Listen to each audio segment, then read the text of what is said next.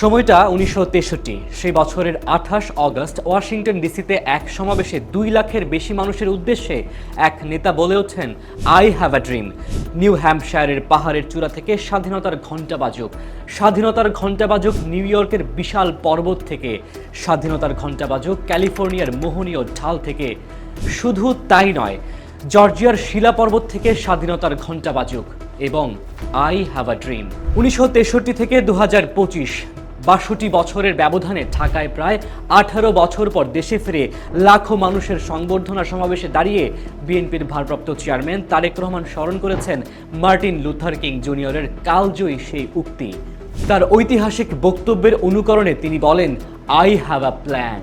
২৫ December বেলা ৪টার দিকে দেশবাসীর উদ্দেশ্যে তারেক রহমান বলেন, প্রিয় ভাই বোনেরা, মার্টিন লুথার কিং নাম শুনেছেন না আপনারা? নাম শুনেছেন তো আপনারা? মার্টিন লুথার কিং, তার একটি বিখ্যাত ডায়লগ আছে, আই হ্যাভ এ ড্রিম। আজ এই বাংলাদেশের মাটিতে দাঁড়িয়ে আপনাদের সামনে আমি বলতে চাই, I have a plan. Tarique রহমানের বক্তব্যে উঠে আসা সেই মার্টিন লুথার কিং কোন প্রেক্ষাপটে বিখ্যাত উক্তিটি করেছিলেন তা নিয়েই আজকের video. Martin Luther king junior ছিলেন যুক্তরাষ্ট্রের একজন প্রখ্যাত আফ্রিকান আমেরিকান নাগরিক অধিকার নেতা, ধর্মযাজক ও মানবাধিকার কর্মী। খ্রিস্টীয় ধর্মবিশ্বাস এবং ভারতের মহাত্মা গান্ধীর অহিংস আন্দোলন থেকে অনুপ্রাণিত হয়ে তিনি যুক্তরাষ্ট্রে বর্ণ বৈষম্য ও সামাজিক অন্যায়ের বিরুদ্ধে আন্দোলন গড়ে তোলেন।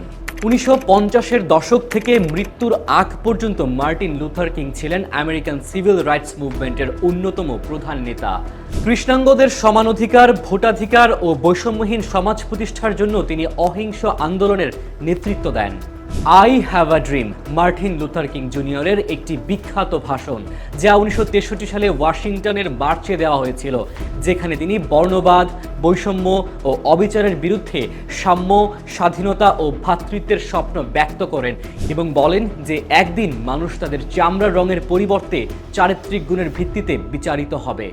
আমেরিকার নাগরিক অধিকার আন্দোলনের অন্যতম গুরুত্বপূর্ণ ও অনুপ্রেরণামূলক মুহূর্ত মার্টিন লুথার কিং এর দেওয়া সেই বিখ্যাত ভাষণ। মহাত্মা গান্ধীর অহিংস আন্দোলনে বিশ্বাসী কিং ১৯৬৪ সালে মাত্র ৩৫ বছরে সর্বকনিষ্ঠ ব্যক্তি হিসেবে শান্তিতে নোবেল পুরস্কার লাভ করেন। ১৯৬৮ সালের ৪ এপ্রিল আততায়ীর গুলিতে এই মহান নেতা নিহত হন।